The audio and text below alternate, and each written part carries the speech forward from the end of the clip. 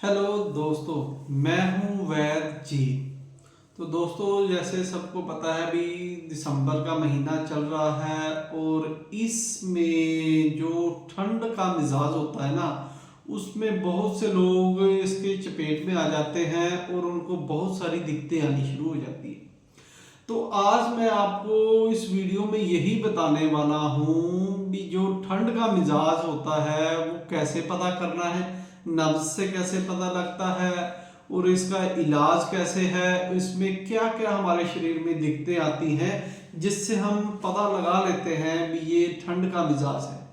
तो एक जो हमारे वैद्य हैं या डॉक्टर हैं वो कैसे पता लगाते हैं और जो आम इंसान है वो कैसे पता लगा सकता है और इस मिजाज से क्या क्या शरीर में दिक्कतें आती हैं ये भी बताएंगे। और इसको एक नुस्खा मैं दूंगा जिससे वो खाने से आपकी ये ठंड का जो अलामतें हैं वो दूर भी हो जाएगी।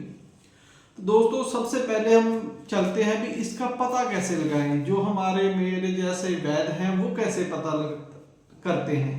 तो इसमें क्या करना होता है, इसके लिए हम सबसे पहले जो चीज होती है वो देखते हैं मरीज की नब्ज।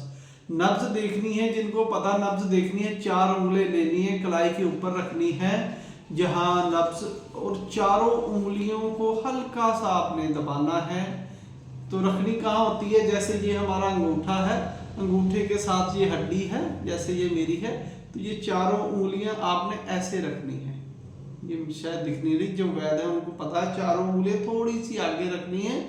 तो जो हमारी पहली, जब हम हल्का सा उसे दबाएंगे ना, तो जब उसको फिर छोड़ेंगे तो अगर वो पहली उंगल पर दबाव हल्की ठोकर लगे तो समझो भी बिना दबाए, पहले दबाना है, चाहे बिना दबाए भी आप रखोगे ना, बिना दबाए अगर आपको कोई नब्ज महसूस होती है, पहली उंगल पर होती है ये वाली पहली उंगल, तो समझो भी ये जो मिजाज है ना, ये सर्दी का मिजाज है। ऐसे रखी जैसे ऐसे कलाई है, तो ऐसे हमने उंगल रखी, ये जो पहली उंगल पर अगर हमें नब्ज दिखाई देगी हल्की, अगर तो वो हल्की है, मतलब भी उसको दबाने से अगर ऐसा महसूस होता है भी वो बारीक है, उसमें मवाद नहीं भरा हुआ है, तो समझो भी वो कमजोरी की तरफ जा रही है। अगर हम थोड़ा उसको दबाते हैं, दबाने से ठोकर महसूस होती है, और दबाने से अगर वो दब जाती है तो ठोकर नहीं महसूस होती, तो समझो वो कमजोरी की तरफ है, शरीर में ठंड की दिक्कत ज्यादा है। और अगर वो कई बार होता है हम उसको लिखते हैं तो नब्जा थोड़ी सी मोटी होती है, मवाद से बड़ी भरी होती है और वो थोड़ी तेजी से चलती है, तेज तेज चले और मवाद से भरी हो, तो समझो भी आगे बढ़ रही है, आगे जा रही है, ठंडक आपकी थोड़ी कम हो रही है। और कई बार ऐसा होता है भी उसको दबाने से वो दब भी जाती है और कमजोरी भी होती है।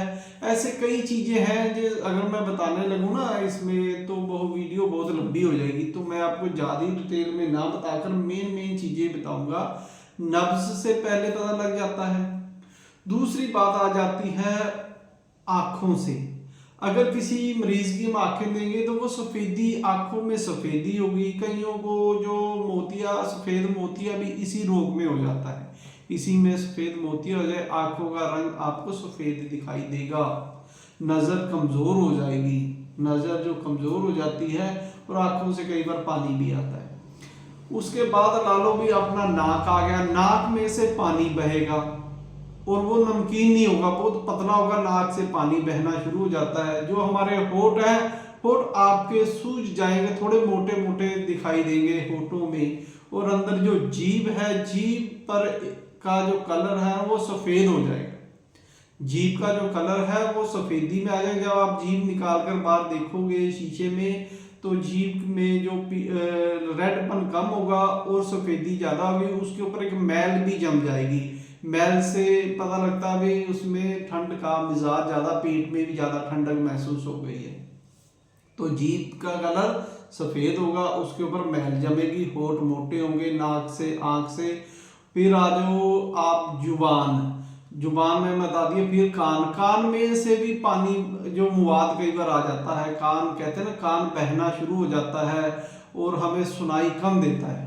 कानों से सुनाई कम देना, बहरापन आना, कानों में से पानी बहना या मवाद बहना, ये सभी इसी चीज में होते हैं।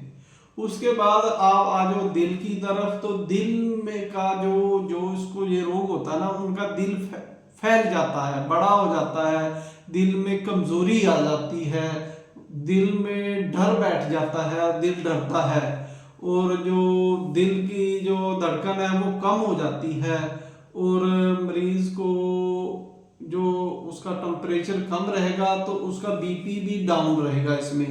तो ये दिल की धड़कन आ गई। और जिगर में लेंगे तो जिगर में भी दिक्कत आ जाती है, जिगर भी इससे फैल जाता है, जो तीली है वो बड़ी हो जाती है, खून की कमी हो जाती है शरीर में। ऐसे कई रोग आने शुरू हो जाते हैं। किडनी की तरफ जाए तो किडनी में भी दिक्कत आ जाती है। किडनी जो है वो ज़्यादा पानी होने के कारण ज़्यादा पेशाब बनाना शुरू कर देती है।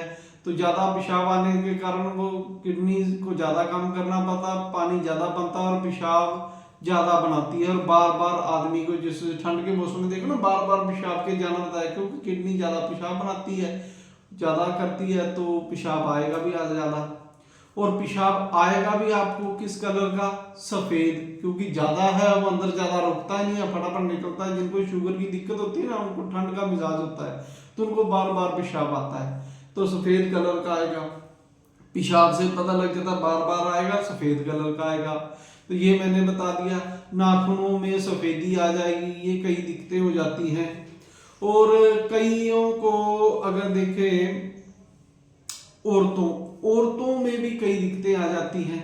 औरतों में जो उनको ना हैज की दिक्कत होती है, जिसको कहते हैं डेट आनी है, तो वो क्या है, वो रुक रुक कर आती है, क्योंकि मिजाज ठंडा हो गया है, तो जो ये डेट आती है या दिन आते हैं वो रुक रुक कर आते हैं, तो उनको दिक्कत आती है। और कई औरतों को तो ऐसा होता है भी, उनको जब हमला होती है या बच्चा आना होता है, या वैसे भी कई औरतों को हमने देखा है, उनको मिट्टी, गाचनी, कोयला ऐसे खाने की बहुत दिल करता है। और कई औरतें को देखा होगा आपने, दांतों में ना चुन्नी खींचती रहती हैं, ये इसके मिजाज में उनका मिजाज जो ठंडा हो गया है, और उनमें मैदे में सोजिश आ जाती है। इसके बाद मैदे के बारे में बता देता हूँ। जो हमारा पेट है, पेट में क्या दिक्कत आ जाती है? पेट जो होगा ना किसी का भी, वो देख लो भी, जो पेट में ना एक तो गैस बनेगी, मिजाज ठंडा होने के कारण जो खाया पिया आपका सही से पचेगा नहीं, वो उसमें जो जठर अग्नि है वो धीमी हो जाएगी।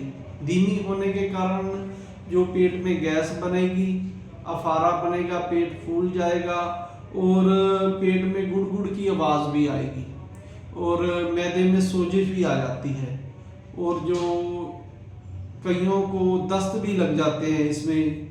तो ये कारण होते हैं, और भी बहुत से कारण हैं मैदे के। अगर मैं बताऊँ, वही कर, मैं धीरे धीरे थोड़ा थोड़ा बता रहा हूँ आपको, ज़्यादा नहीं बता रहा हूँ। और बलगम तो इसमें रहती है, क्योंकि इसी को हम बलगमी मिजाज भी कहते हैं। बलगम रहेगा, नाक बहेगी, खांसी आएगी, बलगम भी बाहर निकलेगी। अगर तो बलगम सफ़ेद कलर की आ रही है तो समझो अभी काफ़ी दिक्कत है, ठंड। और अगर बलगम आपकी थोड़ी थोड़ी पीलेपन में आने लगी है या कालेपन में आ रही है, तो समझो बेहतरी की तरफ जा रहे हो। इससे यह भी पता लग जाता है। और भी मैं देखता हूँ इसके बहुत से कारण होते हैं। पेशा भी देखना पड़ता है, तो कोई ज़्यादा पानी का काम तो नहीं करता, जैसे कोई दही बल्ले इतनी ज़्यादा खाता, उससे भी ये दिक्कत आ जाती है। कानों में से भी मैंने पहले बता दिया, कानों में से सुनना भी कम हो जाता है।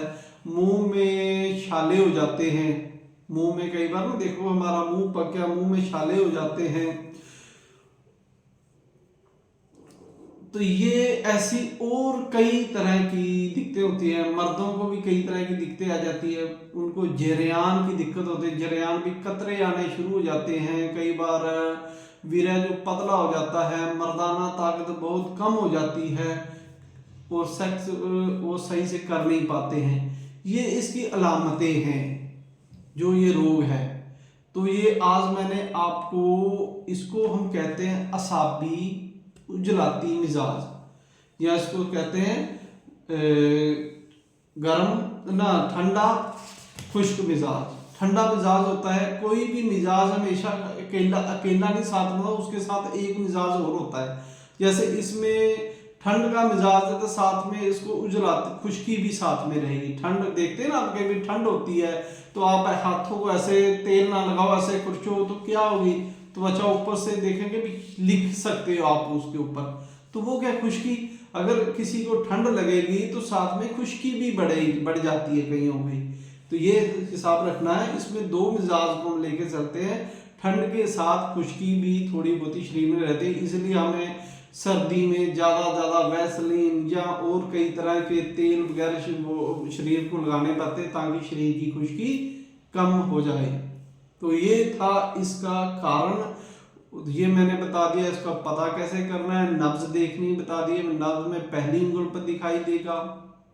तो ये करोरा देखकर भी आप बता सकते हैं, जबान देखकर बता सकते हो, नाक से पता लग जाता है, दिल से पता लग जाता है, किडनी से पता लग जाता है। ये सारे रोग इन चीज़ों के शरीर में आए। शरीर में जो औरतें हैं, औरतों में कई बार ऐसा होता है कि उनके पस्तान जो होते हैं या ब्रेस्ट जो होती हैं उनमें दूध ज़्यादा आ जाता है या उनका साइज बढ़ जाता है। दूध क्योंकि पानी है तो पानी से ये चीज़ भी छाती है जो बड़ी दिखनी शुरू हो जाती है। ये औरतों में भी दिक्कत हो जाती है, औरतों के भी बहुत सी दिक्कतें आ जाती हैं। तो ये कारण होता है इस मिजाज में। तो इसका इलाज कैसे करते हैं, देखो हमेशा हम जो दो तरह से इलाज करते हैं, या तो इसको आगे बढ़ा देते हैं, एक स्टेप और ऊपर ले लो। अगर किसी को सर्दी है तो उसको थोड़ी सी खुश्की वाली चीजें ज्यादा देते तो खुश्की में चला जाता है। लेकिन हम जो इसका सही इलाज है दो तरह से करते हैं। हम इसको क्या है, सर्दी को हम गर्मी में बदल देते हैं। तो कभी भी किसी को सर्दी लगती है तो वो गर्म चीज खाएगा, ठंडी उसको कहते हैं ठंडी चीज नहीं खानी, तो आपने गर्म चीजें खानी। इसी प्रकार हमने मिजाज के अनुसार ही दवाइयाँ बनाई होती हैं। तो मिजाज 6 होते हैं, 6 मिजाज होते हैं। ये मैं आपको आगे बताऊंगा कि 6 मिजाज कौन कौन से होते हैं। सोजश होती है, हज होता है, कब्ज होती है। तो इनमें देखते हैं। और एक में ऐसा आ जाता है पेट में कब्ज भी हो जाती है। तो एक एक नुस्खा मैं इन सभी का दूंगा, और अगर कोई चाहेगा तो उनको सारे नुस्खे में दे दूंगा। एक ही मिजाज के 6 नुस्खे होते हैं हमारे पास, एक मिजाज के 6 नुस्खे। जैसे मिजाज किसी को पहले हल्का फुल्का सा है, ठंड है, तो उसको कहते हैं हम लज्जत, फिर हब्ज, फिर कब्ज, फिर सोजिश, फिर वर्म, फिर जोफ। इस प्रकार इसके 6 होते हैं। 6 तरह की हम दवाइयाँ बना के रखते हैं। त्रियाग भी बनाते हैं, ऐसे मलैयन भी बनाते हैं। इस प्रकार से आज मैं आपको इस रोग का मलैयन का नुस्खा दूंगा, वो कैसे बनाना है। अगर किसी को पेट में, तो ऐसे इसके 6 नुस्खे हैं। मिजाज देखकर उसको आप दवाई देंगे तो बहुत जल्दी ठीक हो जाएगा। तो आज मैं बताने जा रहा हूँ आपको, इस तरह से हमने बना के रखे होते हैं। इसमें आपने इसका एक नुस्खा नोट कर लो, अगर कोई बनाना चाहे बना ले। तो अगर किसी को ठंड का मिजाज ज्यादा है, साथ में उसको कब्ज भी रहती है, पेट सही से साफ नहीं होता, तो उसने इसके लिए आपने क्या करना है, अजवाइन लेनी है, देसी अजवाइन लेनी है 40 ग्राम। राई ले लेनी है, जो सरसों की तरह राई होती है, वो भी आपने 40 ग्राम लेनी है। तेज पत्ता, जिसको तेज पत्ता हम सब्जियों वगैरह में डालते हैं, वो भी 40 ग्राम लेना है। और 120 ग्राम आपने आंवला सार गंधक ले लेनी है। इन सभी को बारीक पीस कर इनका कपड़शान करके मिला लेना है। तो ये आपका नुस्खा बन गया है। इसके 1000 से 250 500 mg का आपने कैप्सूल भर लेना है। अगर किसी को ठंड ज़्यादा है तो उसको 3 टाइम भी दे सकते हो 250 mg का। और अगर किसी को थोड़ी ठंड ठीक है, कम है, तो आप 2 टाइम दे दो। अगर उससे भी ज़्यादा है तो 4 टाइम भी दे सकते हो। 1000 mg तक भी इसको दे सकते हो मरीज को देखकर कि किस कंडीशन में है, ज़्यादा खांसी है, बलगम है, तो उस अनुसार इसको दे दो। तो आपकी ये ठंडक दूर हो जाएगी। अगर पेट में थोड़ी बहुत दिक्कत है वो भी इससे दूर हो जाएगी।